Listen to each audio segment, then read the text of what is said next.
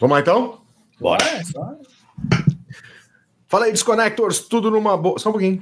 Quantos anos tá fazendo o bichinho? 30? 30. Se tivesse acompanhado o Disconnect. Não acompanha, né, cara?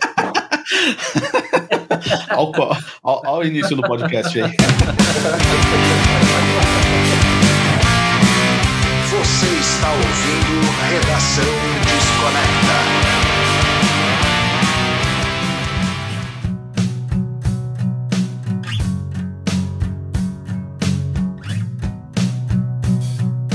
Fala aí, Disconnectors, tudo numa boa? Marcelo Scherer na área, espero que esteja tudo bem com vocês, começando mais um Redação Desconecta, todas as terças às 8 horas da manhã no Spotify e às 20 horas no canal do YouTube. Não esqueça de se inscrever em ambos para a gente alcançar mais pessoas nestas plataformas. E, cara... o vídeo não, né, cara? O disco de hoje é um dos discos mais legais ao vivo de todos os tempos, se não é o mais legal. É o meu preferido ao vivo. Talvez junto com Peter Frampton, né? É isso? É isso, Brody? Brody tá viajando ali, ó. É porque hoje pede. Já entregou. Agora, peraí, deixa eu antes de ser humilhado. Peraí. Mas qual que pisca? O do Marcelo. Poxa. O Marcelo que tem aquele que pisca. É a bebida que pisca? O dele nem pisca mais, né? Não, o né? meu nem pisca tem, ó. O meu nem pisca tem. Louco. Posso levantar? Posso? Lewandowski. Ó. Isso, o meu é grandão, ó. Olha aí, rapaz. Pisca também? Não pisca. Mas piscou. Tá. Tira esse fundo aí, não dá pra ver nada. Fundo aí, cara. Pô, põe aí o fundo de cachaça que tu tem aí. Aqui, ó. Aí. Esse aqui piscou quando eu falei o preço pra patroa. Até hoje tá ardendo. E a gente tá falando do Pulse, né? Tem uma galera que só ouve a gente, né? Ele tá falando do Pulse do Pink Floyd, que completou? O Broja que sabe, né, meu? Já me deu nos dedos agora há pouco, né? Se tivesse lido o Desconecta, o site, ele sabia já. Quando foi a data, então, Broja? Conta pra nós. Tem que ler no site aí, cara, eu não lembro. Então deixa que eu falo. No Reino Unido foi lançado dia 29 de maio de 95 e nos Estados Unidos no dia 6 de junho do mesmo ano, 95. E a gravação foi feita de outubro de 94 até março de 95. Olha aí. Um compiladão aí. Nada como... E, pra quem não sabe, né? Compiladão? É um compilado, né? Tem a turnê do Division Bell junto com várias músicas que falaremos ao longo do nosso programa hoje. Ô, Júlio, antes de tu avançar, deixa eu dar uma letra aqui que eu já tava esquecendo. O nosso patrocínio, né? Sempre bom lembrar da Vlut. É o novo clube de discos de vinil feito para você. Acesse www.vlut.com.br, faça o seu perfil, escolha o seu plano. Todos os meses, então, receba em casa uma experiência Vlut com uma caixinha bem bacana, feita por artistas independentes, né? A parte de design feita por artistas independentes. E cadastre-se lá, né, cara? Importante é fazer o perfil antes para não ter erro. Com certeza. É isso então, cara. 30 aninhos, um descasso. Primeiras memórias de Voz Me Ser, senhor Júlio Mauro. Cara, eu acho que foi... Posso estar falando muita asneira, mas acho que foi na Band. Mais um na Band. Que passou esse show. E acho que é a terceira ou quarta vez que a gente cita Bandeirantes aqui, né? Eu acho que não, cara. Eu não lembro. De verdade, eu não lembro. Eu acho que é o Pulse, mas não sei. Eu acho que é o Pulse, cara. Eu lembro de ter visto na TV. Agora, onde foi que eu vi? Se lembro. Foi em VHS? Não, foi na TV, lembro. Eu me lembro, foi na Band. Tenho essa memória afetiva muito forte desse disco. Desse disco ao vivo da Band. Então não estou todo errado. Eu que fui o boçal dessa vez. Valeu, galera. Até mais. Enfim. E o disco mesmo eu vintei em 98, acho. 97, 98. Alguma coisa do tipo. Quando eu comprei minha caixinha de CD, que tinha o LED, mas eu dei ele de presente para um grande amigo. Eu vim comprar esse aqui uns tempos depois. E eu não consegui comprar com LED, claro, por causa do preço. Mas, né, consegui a caixinha pequenininha do LP aqui, de LP, que esse valeu. Esse valeu. Valeu pelo LED. Coleção. Valeu pelo LED. O item mais raro da coleção, o mais valioso. É o mais querido. Não é o mais caro, mas é o mais valioso, que tem um sentimento maior, né? É isso que eu quis dizer. Eu acho que os dois. Acho que é o mais caro e o mais valioso, acho. Tá, isso aí. E você, Brody? Eu não lembro de tê-lo assistido na TV. Eu me lembro de quando eu trabalhava na loja de CDs, nessa época tinha só tinha um exemplar, eu acho, ou dois, assim, CD com o LEDzinho que piscava, né? Ficava piscando o tempo inteiro. E era um absurdo, o preço naquela época já era caro, né? Porque era um LED, nada mais que uma pilha que ficava piscando, não tinha nada demais, assim. Mas eu lembro de ver o Video Laser. Lembra disso aí, não? Video Laser? Eu lembro de ter visto isso aí na casa de um amigo, assim, ele mostrou, claro, não assisti inteiro. E depois vim assistir inteiro uma VHS, né? Daí eu já tinha na locadora e eu peguei ali, loquei. E aí fui assistir em casa. Cara, quando eu vi... hoje, assim, se fosse ver no VHS, o que a gente viu naquela época, comparado em termos de hoje, se fosse pegar hoje essas edições remasterizadas, 4K e tudo mais, a gente consegue ver 1001 muito mais... A sensação é muito maior, mas naquela época, vendo um VHS com a qualidade que teve e tudo mais, assim, já foi Nossa, cara, meu Deus... Uma viagem, assim, tipo, transcendental, né? Porque é muito legal o palco, é muito legal o jogo de luzes, é muito legal o som. É o Pink Floyd, eu acho, assim, no melhor momento pós-Roger Waters, né, cara? Me arrisco a dizer. Eu acho que... Eu me arrisco a dizer que é a melhor apresentação ao vivo do Pink Floyd, e como o Marcelo falou no começo, eu acho, cara... Por que não ser o melhor show ao vivo de uma banda de rock, eu acho, sim. Talvez não o melhor de qualidade de efeitos, etc., mas sim do que representou, né, esse show na época, e ainda representa, né, lógico, pelo setlist, por tudo que a banda tava passando, né, no momento aí. E, cara, e foi o último show dos caras, né? Tirando a apresentação lá do Live Aid. Live Aid. 5? 8? Live Aid. Né, que ele reuniu que o Roger Waters voltou pra cantar meia dúzia de músicas lá. Mas o show oficial mesmo, o último foi o Pulse. Eu sou suspeito.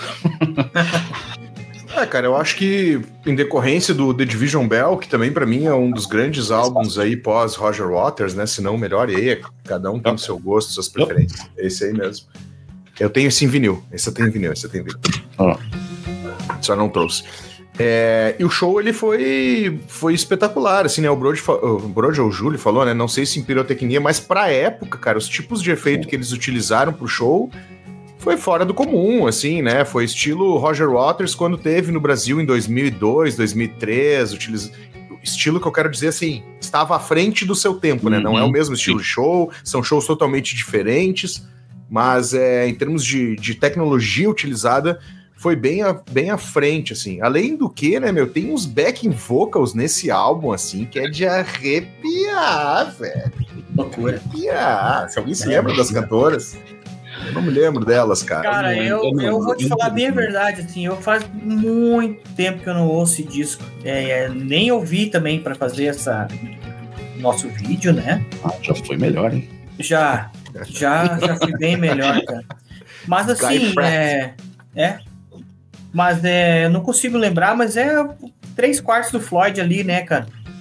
Richard Wright ainda tava perspectiva, porque eles eram novos, assim, né? E uma coisa interessante de ser dita, cara, é que quando o David Gilmour voltou ao Brasil em 2016, 2017, que ele veio, o palco é exatamente esse aqui, ó. É igualzinho, cara. Mesmo palco ele trouxe, esse telão aqui, ó, os raios lasers, né, cara, que iam no meio da galera. Bom, aí é uma sensação que só eu vou poder explicar, porque a viagem foi muito legal. Eu não fui no show do David. Nossa, já que o Brody mostrou a foto, deixa eu mostrar uma fotinha também. Olha só aí, que tá em casa só nos ouvindo. Bom, no Spotify, se você quiser, sai o videozinho, mas às 8 horas da noite aí sai o vídeo, se você quiser ver aí ó, a ostentação do Júlio. Esse eu vou ostentar mesmo, ó, que louco. Esse tem que ostentar mesmo. E o que eu achei legal é que essa versão aqui do encarte do LP é exatamente a mesma do CD, só que em tamanho LP, entendeu? Então, cara, é outra experiência, né? De novo, né? O que a gente sempre bate na mesma tecla ali, né, cara? Sim. A experiência do LP visual, cara, é fantástico. Fantástico. O trabalho do Pink Floyd, principalmente do David Gilmour, o Roger Waters também faz bons trabalhos nos solos, sim, né? A questão visual, assim, a preocupação dos caras sempre foi em alto nível, assim, né? Em entregar para os fãs o melhor produto, né? E aí, nem só de áudio, mas visual, né? Essa experiência de design, assim, os caras...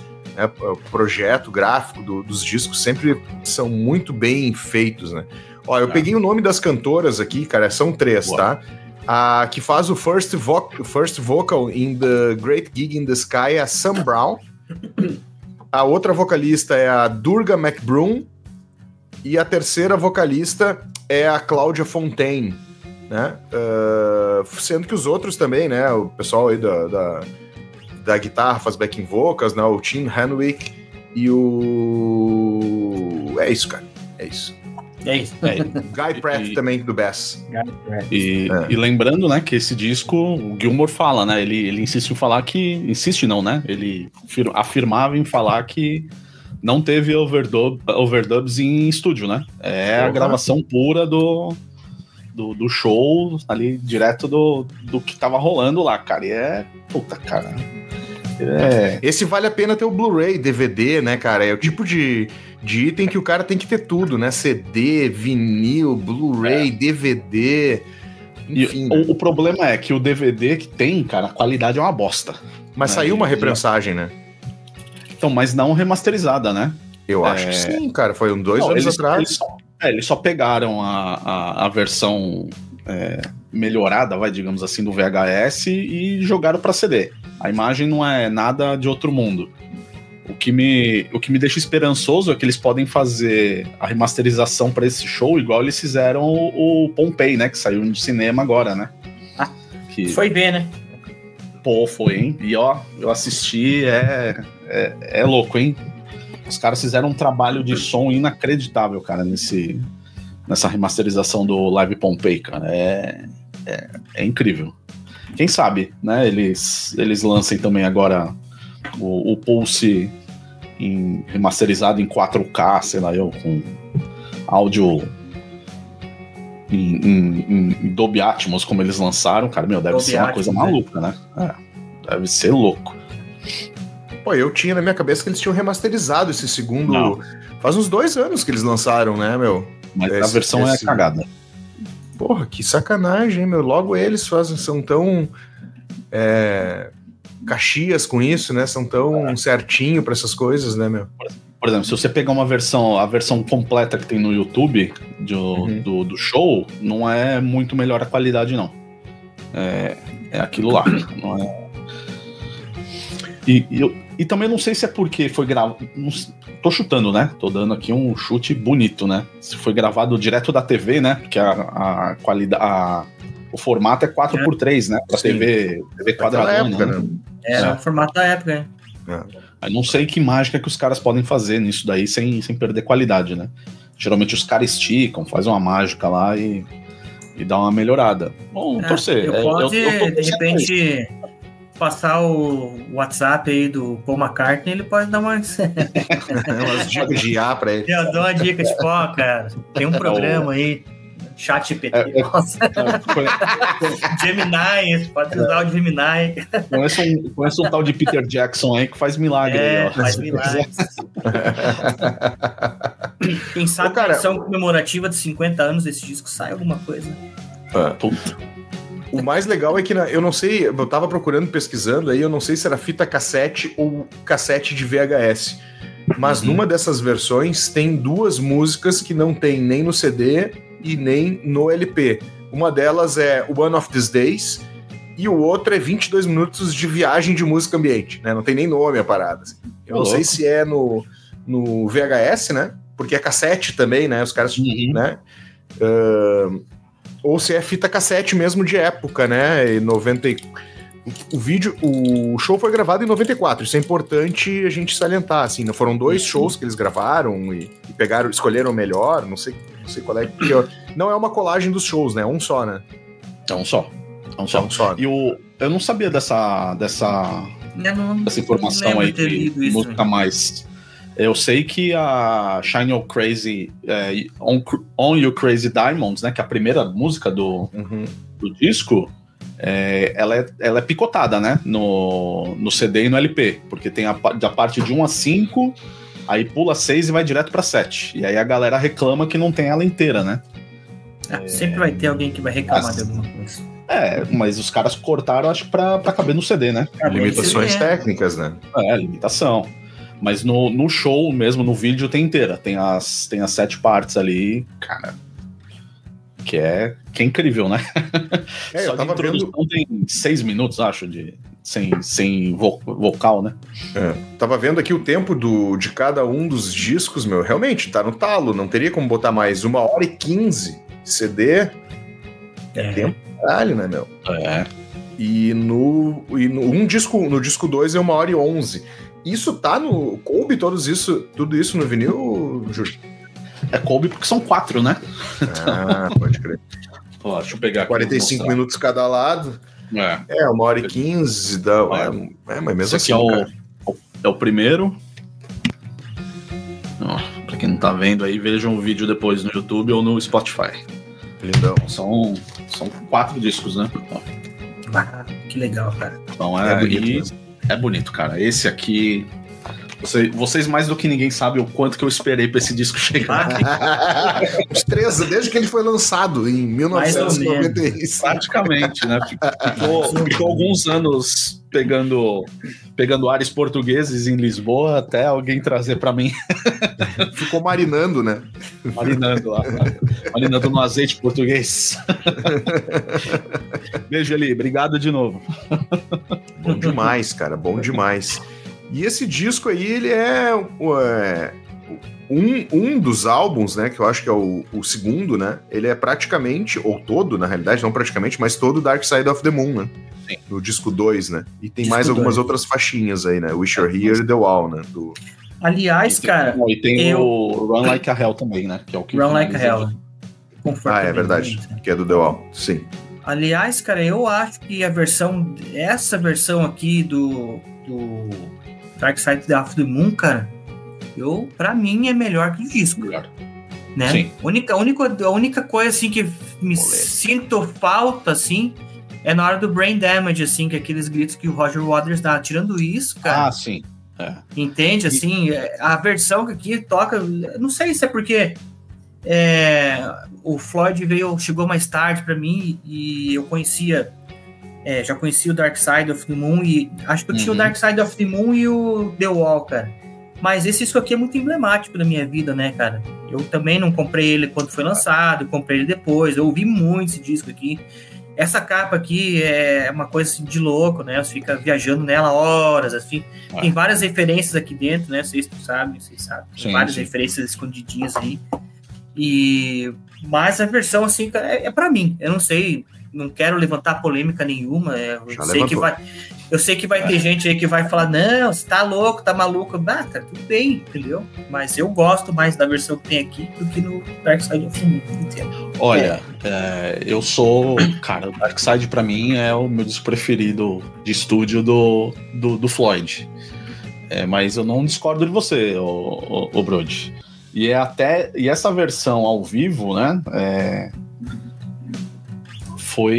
Foi a primeira vez que eles tocaram, né, Dark Side de novo, né, ao vivo, desde a década de 70. Né? Eles nunca mais tinham tocado o disco inteiro. Que eles conseguiram colocar várias as coisas que tinham no disco, né? Sim, soar como foi pensado, enfim.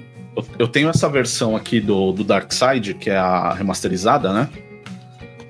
Que vem nessa caixinha de slipcase, não? Como que é? Paper Sleeve. Paper Sleeve, sei lá eu. Que tem um disco 2... Né, que é a versão que é a versão ao vivo do Dark Side, né? Mas, cara, não chega nem aos pés dessa versão que tem do show que tem no Pulse. Né? Tá, e aí o que vocês acham que é devido ao que a tecnologia de época, porque os anos 90 já tava bem adiantado, né? Claro, não era como é agora, mas estava bem avançado a tecnologia digital, né? Eu acho que além disso também, né, cara, que os caras já estavam mais... Tocaram os discos azeitados, né? Vezes, né? Uns 40 mil vezes. Né? Os caras já estavam mais azeitados, né, em disco, show. Os caras deram sangue ali, né, cara? Porque eles sabiam que ia ser a última turnê que o Floyd ia fazer. Ele falou assim, cara, vamos fazer o melhor que a gente tem, né, e vamos colocar nesse disco. Tanto, né, que eles escolheram o Dark Side eles podiam escolher qualquer outro disco, né, pra fazer, né? Pra colocar. Mas colocaram o Dark Side. Que o Dark Side é o disco mais emblemático da banda, né, cara? Sim. É o disco mais emblemático da banda. Não tem... O meu preferido sempre foi o Animal, sempre vai ser. Eu gosto muito do Dark Side, gosto muito do The Wall, né, o conceito e tudo. Mas, cara, conversa com qualquer... 9 entre 10 fãs do Pink Floyd vão falar Dark Side of the Moon, cara. Isso é irrefutável. Você pode até falar pra alguém que não conhece o disco, mas se você fala, putz, eu gosto de Pink Floyd, o cara vai falar, aquele disco do triângulo com arco-íris lá. Triângulo. Nem é triângulo, é um prisma, né? Então, né? Não, mas a pessoa, né, vai falar, do triângulo com arco-íris. O mais leigo, né? Entendeu? Cara, é emblemático pra caceta. Virou uma parada pop, assim, no sentido de qualquer um conhece, não ouviu o disco, mas reconhece esse gráfico, esse design aí em qualquer lugar, né? Cara, tanto é que a Renner tem essas camisetas aí, né? É igual Ramones, igual colocar Ramones, igual colocar Che Guevara, por exemplo, Nirvana. Che Guevara, né, cara? Os caras andam com camisa de Che Guevara, nem... Tem uns caras aí que não deveriam andar, né? Ai, que endurecer-se, pero se perder la ternura jamás. A bandeira, a porta na minha casa é vermelha. A bandeira é vermelha aí, Brody? Sim, sou flamenguista. Entendi. O time de Pato Branco usa vermelho. Antigamente era o Colorado. Aí, Marcelo, temos mais um aí com bandeira vermelha na casa. Temos um Z4 aqui entre nós. Z4, exato. Eu dei uma pesquisada aqui, Marcelo. O DVD foi lançado em 2006, traz o show completo e a única modificação que eles fizeram foi colocar o som 5.1 e alguns extras. Tá, mas o DVD ou o Blu-ray? Tava falando do DVD. DVD. O Blu-ray é o DVD transpassado pra Blu-ray. Não é... Mas que porco isso, velho? É porco. Deve ter sido algum caça-níquel aí, né? Certeza. É foda, né? Porque, cara, se tivesse sido agora, eu até entenderia, né? Agora que já tem parte do catálogo aí. Eu me lembro qual das gravadoras que comprou aí parte do catálogo Sony, do Floyd. Qual? Sony? Não sei se foi a Sony ou a Warner, enfim. Mas, cara, essa... Bom, cara, vou dizer o seguinte, cara, é normal, né, da indústria fonográfica, né, quando tem uma nova tecnologia, o que eles fazem antes de qualquer coisa, antes de fazer qualquer trabalho, passa tudo para essa tecnologia, depois a gente faz um relançamento. E vende de novo. É isso aí. E tem os trouxa que compram, né? É nós, aqui, ó. Né? Só aqui tem 3. Então... Você quer mais do que fã de Iron Maiden, né? Pô. Que tem coleção com carinha do Ed nas lombadas, tem remasterizado, tem isso, tem aquilo outro. Né? Tem edição japonesa, tem edição grega, tem edição... Caralho, 4. Temos um amigo aí, né, que o cara deve dormir em cima de disco de Metallica aí, né? Que o cara só tem disco de Metallica. Ó, alguns dados aqui referentes a esse disco. Ó. Chegou ao primeiro lugar na Billboard em junho de 95 e foram atribuídos disco de ouro, platina e dupla platina em 31 de julho do mesmo ano. Cara, vendeu pra caralho isso aqui, né, meu? E no Brasil foram vendidas mais de 100 mil cópias. Ele vendeu bem aqui no Brasil, né? É um disco que vendeu, acho que mais que nos outros países. É o disco que mais vendeu, o lugar que mais vendeu discos do Pulse foi o Brasil. Eu acho que essa é a informação, né? O fã brasileiro, assim, é tipo uma coisa louca, né? Tem uma sintonia, uma química, um negócio com esse disco que é surreal, né? Eu acho que porque o Pink Floyd nunca veio em Terra Brasilis, né? Nunca passou, nunca tocou no Brasil. Não sei se foi por falta de competência de quem organiza shows ou porque, sei lá, mas nunca vieram. Aí vieram o Roger Waters solo e veio o David Gilmour solo pra, sei lá, compensar, né? Mas nunca o Floyd veio. Então esse disco aqui é muito emblemático, né, cara, de quando foi lançado, por mais que tenha sido isso, tipo, a última tour dos caras e tal, o brasileiro vamos gastar. E eu tenho um dado aqui que eu peguei antes da gente começar a falar, que a turnê de 94 foi vista por mais de 5 milhões de pessoas e arrecadou mais de 100 milhões de dólares na época. Imagina converter isso para hoje. É por isso que o homem mora sossegado, num navio, né, que é um estúdio, anda de chinela Havaianas. Lá é cara, Havaianas. Tá tri preocupado, né? Tri preocupado. O que eu vou fazer hoje? Acho que vou pôr minha Havaianas e vou dar uma caminhadinha ali fora. Vou fazer um som aqui, pega um puta de um violão fudido, né, meu? Cara, tá louco. Os melhores equipamentos, né, meu? E aí, meu, além disso, o que a gente tem de destaque desse álbum aí? Eu queria fazer um adendo aqui, uma experiência própria, cara. Eu me lembro, eu ouvi esse disco pela primeira vez, além de ter visto na Band, vi o disco, né? Peguei o disco do meu primo, cara. Ele tinha ido morar em 94 na Nova Zelândia, velho. Imagina morar em 94 na Nova Zelândia. O cara morava na fazenda, assim, afastado, tá ligado? Cuidando de carneiro, tá ligado? E aí de vez em quando ele ia pra cidade com a família, né? Ele foi de intercâmbio e tal, ia pra cidade e ele encontrou, e quando voltou ele trouxe esse aqui, assim, tipo, que viagem, né? Esse pisca-pisca era muito novidade na época, assim, um troço muito diferente, assim, né? E, bom, enfim, era só esse adendo que eu queria fazer. Volta lá. Julião. Cara, eu acho que um destaque que a gente pode falar que tem no primeiro disco, né? Tem várias homenagens aí, né? Que eles colocam, né? Que a primeira, né? Faixa, né? A Shine Your Crazy Your Diamond, né? É uma homenagem ao Syd, né? Syd Barrett, que abre aí, né? Como, ó, estamos terminando, mas vamos começar como começou, né? Começar do uma começo. Sequência, né? De Shine, aí vem o Astronomy Don't Mind, né? Que é do Pipers, né? Do primeiro disco do Floyd, né? Eu não lembro se no... Como que é o nome daquele outro disco ao vivo deles? O... Delicatesse? Delicate Sound of Thunder? Isso. Eu não lembro se tem alguma música dessa época. Não tem, né? Não tem. É 87, né? Já é uma... Ali era mais o Momentary Lapse of the Reason, né? E mais algumas coisas antigas, assim, acho que tinha 3 ou 4 do Dark Side. Eu não lembro qual. Eu tenho aqui, mas eu confesso que eu ouvi poucas vezes ele. Se é pra ouvir Floyd ao vivo, eu coloco Pulse, entendeu? E além dessas 2 faixas, né, tem 3 ou 4, se não me engano, do Division Bell mesmo, né? E ele vai intercalando com as, como eu diria, as queridinhas, né? Que aí vem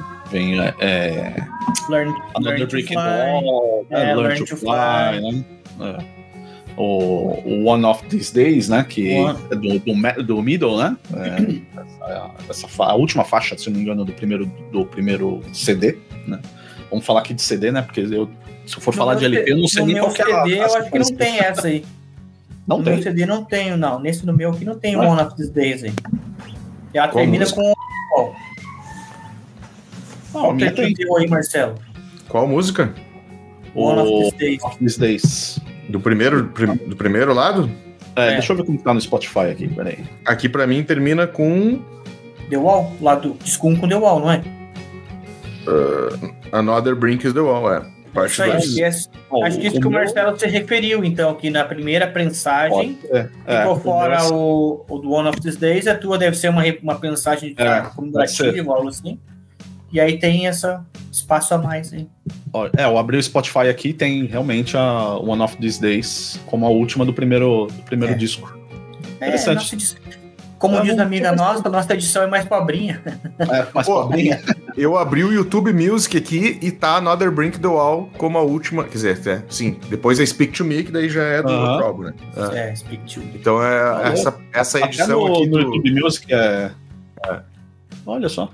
No YouTube Music deve ser a masterização de época, hein? Galera que gosta de... First Press. First Press. First Press até no digital agora. Né? Aí, ó. Tá esperando esse momento. Obrigado. Chegou. Nossa, chegou, Bruno. Meu toque tava grande, disparado aqui. Agora eu fiquei curioso. Deixa eu ver no LP aqui qual que termina. Puta, cara, é uma merda pra ver nesse... rodando aqui. Deixa eu ver. O cara com baita de um letreiro e nós com essas letrinhas aqui, Brody. Porque precisa ficar rodando, né, cara? De óculos ainda, tem óculos que enxerga. Puta, não descobri. Depois eu dou uma olhada e a gente coloca na descrição, sei lá. Na descrição. Mas eu vou procurar aqui, porque eu não quero dar essa furada. Você não quer dar essa canelada? Não quero. Essa cadelada. Cadelada. Shine, Astro Domain, Sorrow, Another Brick. Tem sim. One of These Days. Tá aqui, então não vai pegar. Não vai. Aqui, One of These Days. Não precisa, a gente acredita. Tem sim. Tem. Agora que eu entendi. Tem 4 linhas. Primeiro, segundo, terceiro e quarto disco. PDH bombando, né? Olha, sabe o que é isso aqui, ó? Sabe o que é isso aqui, ó? O quê? Caiu os braços, cara. Caiu os butiá do bolso. Caiu o cu da bunda. Sempre tem um momento. Sempre tem uma primeira vez pra tudo, né, cara? Sempre tem esse momento, então. Abriu um portal na festa do Júlio agora, tá ligado? Cara, eu não tinha percebido assim. Boa. Isso que ele dobra com esse disco abraçado, né, Bruno? Nossa, cara, mas a contracapa eu nunca tinha visto. Desculpa aí. Desculpa, mãe. Meu. Ainda bem que e o lado 2 ainda bem que a gente já tem uma entrada boa, senão eu botava assim. Mas dá pra fazer. Sacanagem. Fala aí, Brody. Não, e daí depois tem o lado 2, que é praticamente o Dark Side of the Moon inteiro, né? Sim. É inteiro. Mais aí tem Wish You Were Here, né? Que vai junto ali do Shine on the Praise Diamond, no mesmo disco. Uhum. E aí termina com 2 do The Wall, né? Comfortably Numb, que eu acho que é... Comfortably Numb é assim... digamos... principalmente o Heaven deles, né, cara, que tem o solo de Comfortably Numb, assim, desse disco, principalmente aqui, ó, esse solo aqui, é de arrepiar. Ele é mais longo um pouco, né, ele meu Deus, assim, quando a gente tocava, assim, com a cabeça e seus piolhos, o Renan, que ele é muito fã de David Gilmour, ele falava assim, agora eu vou fazer o solo, beleza, ele tirou, assim, nota por nota, sabe? Puta, e aí tinha que estar no tempo dele. Se você perdesse uma vírgula ali, qualquer coisinha, aí já se perdia. Solo muito bonito. O Marcelo travou aqui, acredito que ele vai. Eu dei uma pesada aqui no cabo e aí eu botei agora o Wi-Fi, não sei se não vai ficar travando. Se ficar travando muito, eu reinicio tudo. Reinicia. Beleza, era isso que tinha pra dizer. Não tá travando, galera. Travou mesmo agora. Tira print da tela. Tira print da tela. Tirado, pronto. Sacanagem. Porque vocês não viram como é que tá o Júlio aqui na... Porque vocês não viram como é que ficou o Júlio aqui. Eu já tirei o print também. Tá lá, ó. Pra me defender, os caras tudo com o dedo rápido hoje, né? Os caras estão... Eu vou reiniciar o computador, vocês continuam se degladiando, porque com o Wi-Fi... Ah, não, entrou de volta. Foi. Agora fechou. Ui. E uma outra curiosidade que eu tinha levantado aqui, que o LED, né? O LEDzinho foi ideia do... eu até anotei aqui, Storm Thorgerson, que é um dos caras que fez a capa, né? A capa, exatamente. E por falar em capa, né? E essa íris que tem aqui é o mesmo do telão, né? É o mesmo que vai atrás do telão e tal. E tem algumas referências que estão escondidas aqui que, cara, te confesso assim que eu demorei muito para perceber. A bicicleta que tá ali, que é o bike, né? Que remete lá ao como é que é o nome? É o Syd Barrett, né? Eu já tinha visto, mas aqui no meio, se você procurar, tem Time do Rogério Águas, né? E também tem a bonequinha com chinelos de rubi, né, cara? Que é a Dorothy, né? Então ela tá escondidinha no meio. Tem que fazer uma força, pegar uma lente de aumento para ver. Talvez no disco você consiga ver melhor, né, cara? Então, esses pequenos detalhes, né, cara, que fizeram que esse disco, assim, com tudo isso, abrilhantasse ainda mais esse disco, né? Sim. Porque, por via de regra, o Storm Thorgerson, ele já era um cara, assim, acho que ele tomava um LSD violento pra fazer essas coisas, né, cara? Uma coisa que eu achei que eles poderiam ter feito diferente na capa desse box aqui do LP, cara, trazer inteira, né? Fazer inteira. E não deixar ele como se fosse uma moldura, talvez. Mas também não sei se ia ficar muito espalhafatoso, cara, mas é o que você falou, né, Brody? Eu acho que é a capa com mais easter eggs aí, né, acho que de qualquer outra banda, cara. Eu desconheço alguma outra banda que tenha tanto segredinho guardado na capa, como esse daqui. É porque tu não conhece o Iron Maiden. Eu só conheci o Manowar, né? Manowar. Sacanagem. Meu, eu tava vendo aqui o... Como é que é o nome desse cara mesmo? Torgerson. Isso, Storm Thorgerson. O Thorgerson. O Thorgerson era da Hipnosis, né? Isso. Pode crer. Será que ele é sueco? Deixa eu ver. Deve ser. E o Peter Curzon também participaram ainda. Ele é londrino. Ele é de Londres, né? Com esse nome? Pelo nome eu pensei que ele era sueco. É trauma. Eu entendi a referência. Ai. Que mais? Eu queria ver agora, eu fiquei curioso de ouvir esse solo aí que o Marcelo falou que tem no cassete, ou aonde... Música ambiente. Como que é o nome da música? Não tem, tá escrito só música ambiente. Música ambiente, vou dar uma procurada. Essa eu fiquei curioso pra ver o que... 22 minutos, velho. Cara, haja dedo, hein? Rife fumou uma bomba, né, velho? E convenhamos, né? O Richard nesse disco ele deu tudo o que tinha e que não tinha, né, cara? Porque... Pô, falando nisso, será que essa música também... Agora vem uma viagem, um brainstorm violento aqui, né, cara? Será que esses 22 minutos não tem alguma coisa que saiu no River... No Moment Lapse of Reason. Não. O Endless River. O Endless River. Endless River. Pois é, será que não saiu nada ali? Será que não tem nada desse momento? Que eles reaproveitaram? É uma possibilidade, hein? Vou dar uma pesquisada e se tiver eu coloco o texto no Disconnect. Boa, e se quem souber aí também, né, que tá nos ouvindo e puder dar essa informação, a gente agradece comentando aqui embaixo nos comentários. Eu tô cortando aqui pra vocês? Não. Tá, beleza. Cara, músicas aí que vocês preferem desse álbum aí, cara? Eu sei que é foda de escolher um disco bom ao vivo assim, né, meu? Puta que pariu, hein? Ó, posso começar, Brand? Learn to Fly. Essa versão é incrivelmente incrível. É melhor. Todas as versões são melhor que o disco, cara. É impressionante, né? Exato. Cara, você falou tudo agora. O One of These Days, eu gosto também. Muito boa. Nessa versão, né? E, cara, puta, Time ficou boa também. Time ficou... Nada supera The Great Gig in the Sky. Nada. Cara, nada. E a backing vocal desse disco não deixa nada a desejar a original, hein? Eu diria que pode ser até melhor, viu?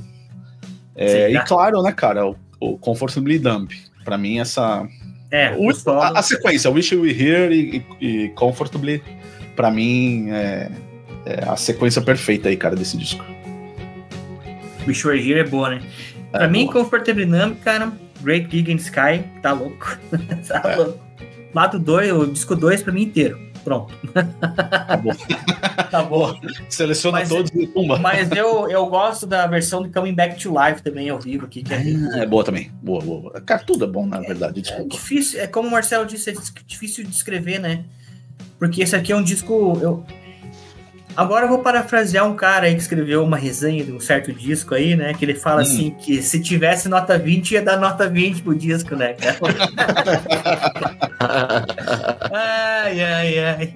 Mas, não, eu acho que esse disco aqui, ele é um disco, assim, próximo da perfeição, assim. Não sei se dá pra dar uma nota 10, mas acho que anda ali, 9,8, 9,9. Cara, eu dou um 9.9, hein? Só pra não dar 10. Só pra não dar 10, né? Só pra não dar 10. Só pra sair do clichê. Só pra ser do contra.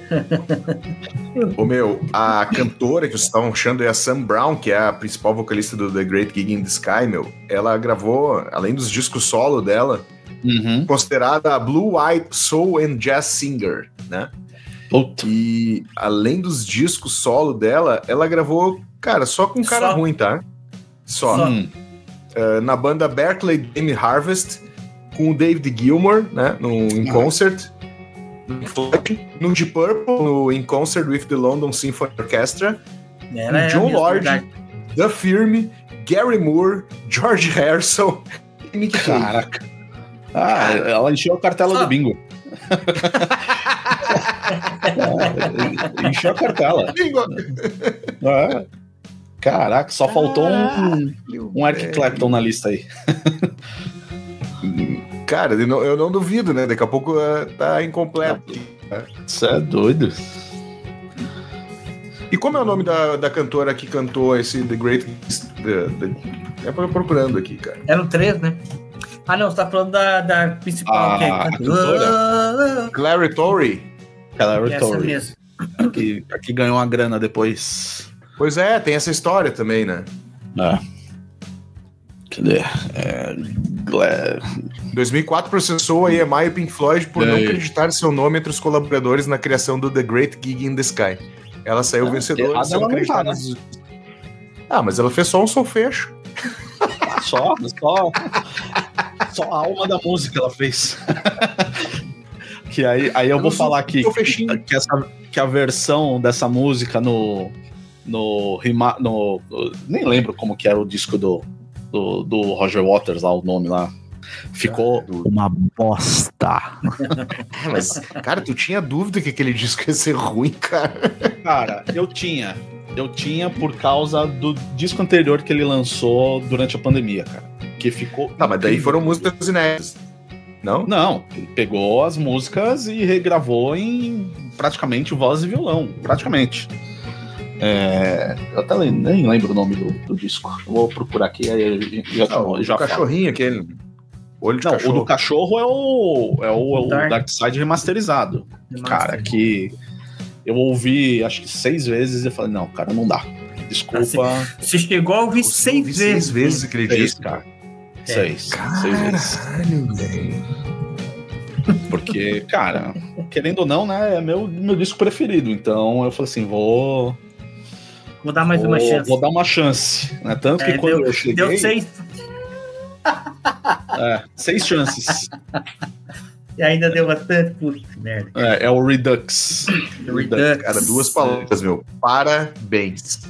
Se alguém quiser ver uma crítica bem anestésica sobre esse disco, é só acessar o Minha Vida em Vinil e procurar. E agora, Roger Waters Redux tá lá.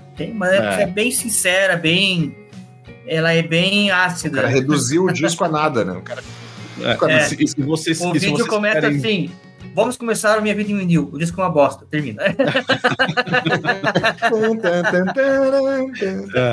E se vocês quiserem ler um texto de um cara que ouviu a primeira vez e por streaming à meia-noite e escreveu. Não foi meia-noite, minto. Eu esperei o disco chegar físico para eu ouvir. Não deixou, não conseguiu deixar o lado sentimental. Não deixei. Eu falei bem no texto e eu confesso que esse texto, ele sabe o que dá pra você fazer? Sabe o que dá pra fazer? Você pode reescrever o texto. Falar assim, agora, 2 anos depois, qual é a minha ideia sobre o dia? Pode ser, verdade. Boa ideia. É porque você não tem feito mais nada no site, né, cara? Pô, daí... Que merda. Semana passada ou retrasada teve um texto, não lembro quando. Ele quis escrever sobre o pulso do Pink Floyd, chegou atrasado. Exatamente. 2 dias depois. Viu, o pessoal aí da redação. Ó, pra você, ó. O pessoal da redação do Redação Desconecta tá ligado, cara. Nossa equipe de redatores está bem à frente do seu tempo. Ó, Brody, você furou meu olho, mas ó, aqui, ó. Vai ter um coraçãozinho de novo.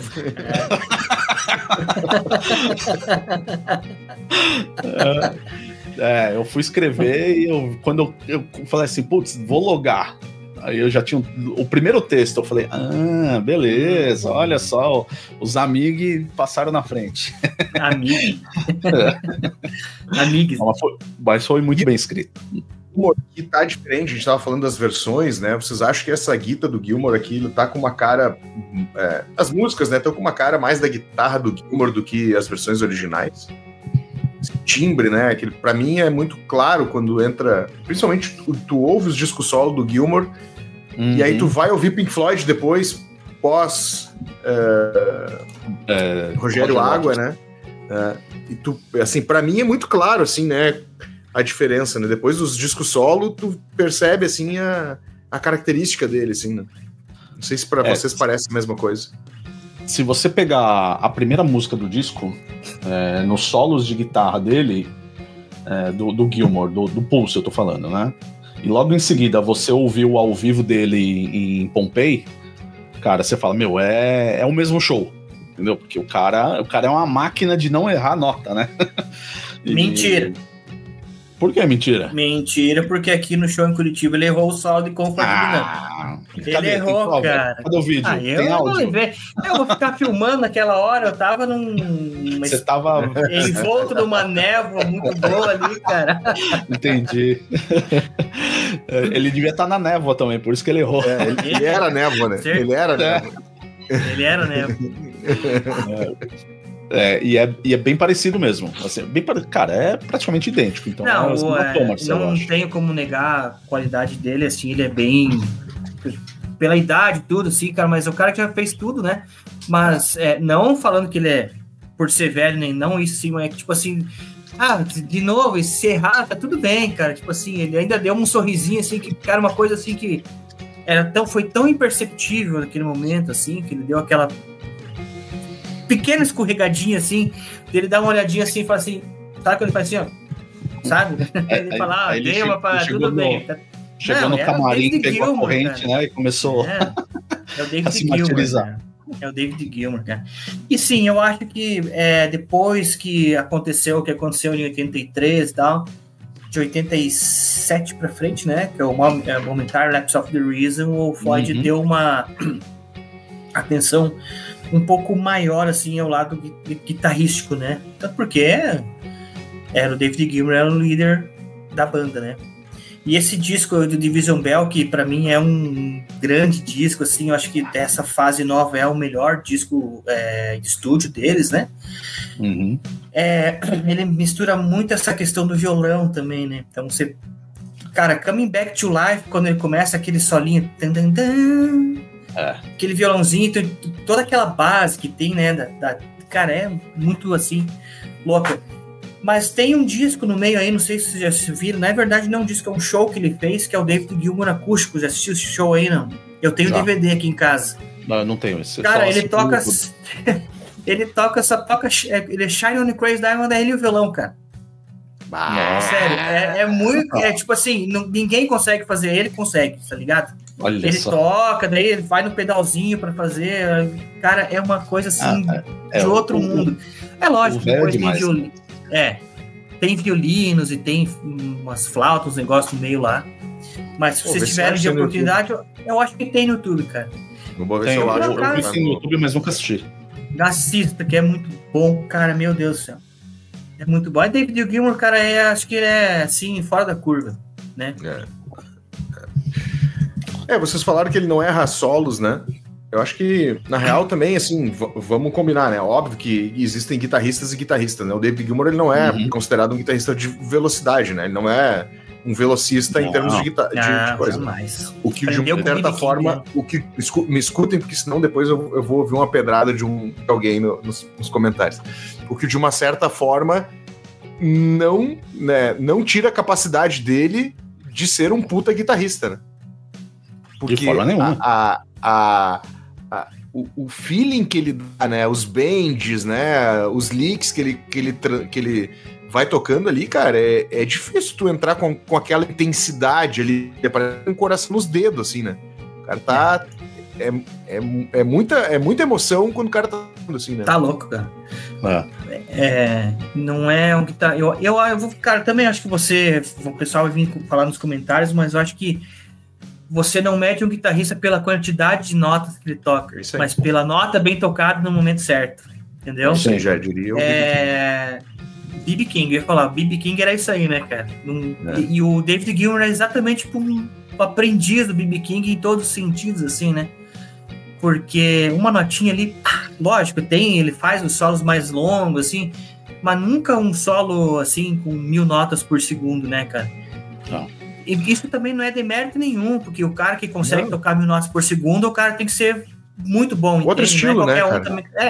E assim, às vezes o cara pode até errar, mas é muito imperceptível, mas sempre vai ter o cara que vai conseguir saber, quando falando em 1000 notas por segundo, né? Às vezes, né? É mais difícil de notar assim, então, entende? A impressão que eu tenho, por exemplo, se... vira e mexe eu coloco aqui pra assistir o Blu-ray do Live at Pompeii do Gilmour, né? A impressão que dá quando ele começa os solos, só ele, mas é um solo, né? Lógico, assim, mais ninguém, tapado. Né? A impressão que dá, cara, é que a guitarra faz parte dele mesmo, entendeu? É um negócio assim, a simbiose dele com a guitarra é uma coisa, cara, de louco. No ao vivo é difícil você ver um cara que fica... Que se concentra tanto, que se entrega tanto, acho, num solo como ele faz, cara. É incrível, cara. Eu tô chovendo no molhado aqui, cara, então não tenho o que falar mais do que... falar melhor do que esse cara. Eu ainda espero ver um show ao vivo desse maluco. Eu acho que não mais, né? Eu acho que não sei se ele faz mais. Nesse último disco que ele lançou, acho que ele fez 5, 6 shows, né? O Thomas assistiu. Unidos, né? O Thomas, nosso colaborador, assistiu, fez uma resenha. Foi bem privilegiado, né? Tava no momento certo, na hora certa, pela vou assistir, não tem nem o que dizer. Assisti um aí.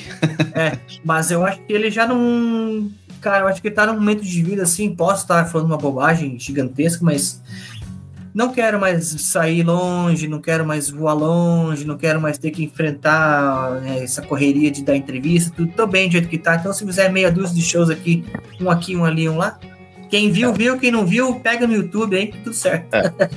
Sabe onde que eu acho que ele pode aparecer?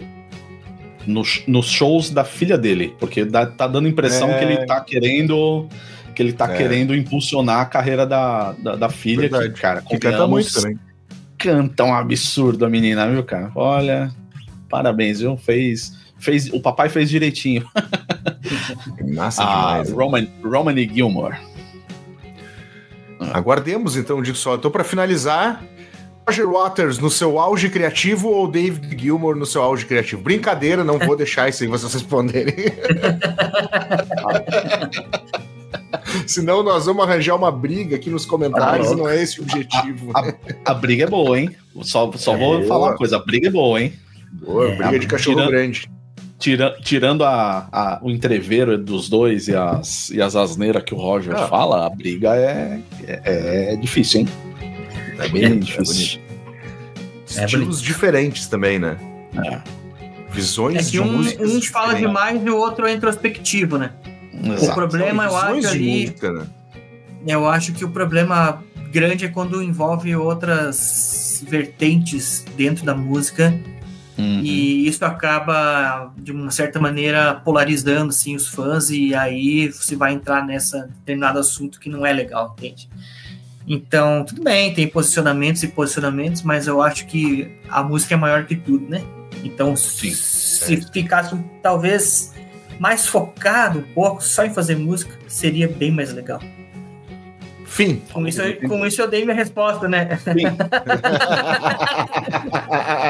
Era isso, então, Disconnectors. Finalizamos mais uma edição aqui do Redação Desconecta, o teu programa que vai ao ar todas as terças-feiras, às 8 horas da manhã, no Spotify, e às 20 horas no YouTube. Lembrando o patrocínio por aqui, Vlut, o novo clube de discos de vinil feito para você. Acesse www.vlut.com.br, escolha o seu perfil, faça seu plano e receba todos os meses uma experiência Vlut em casa. Finalizamos? Marcelão, você me permite uma coisa?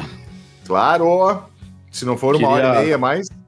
Não, eu queria dedicar esse episódio aqui para minha amiga Rafaela, que está passando por um momento não muito fácil, que ela ouve nossos episódios, ela lê o site, ela sempre está comentando comigo.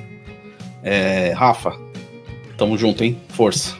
Você vai superar. Dar tudo certo. Tudo vai dar certo. Tudo certo, viu? Estamos na torcida aqui. Cadê? Good Vibrations.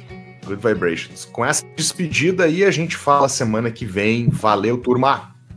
Valeu.